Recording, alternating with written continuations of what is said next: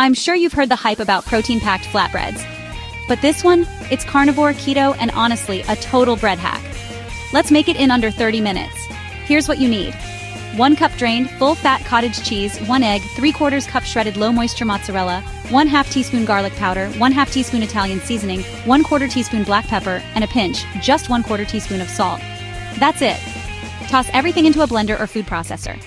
Blend until it's super smooth and creamy, no lumps allowed. Now grab a parchment-lined baking tray. Pour out the batter and spread it thin. Think pizza base, not cake mix. The thinner you go, the crispier it gets. Pop it in the oven at 350 degrees Fahrenheit or 180 degrees Celsius for 20 minutes. And just wait for that golden crispy magic. When it's out, you'll get a flatbread that's not eggy, not dry, just soft in the middle, crispy at the edges, and 100% grain-free.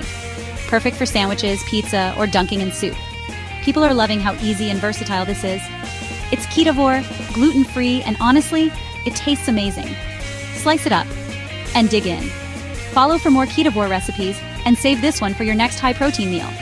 You won't miss regular bread for a second.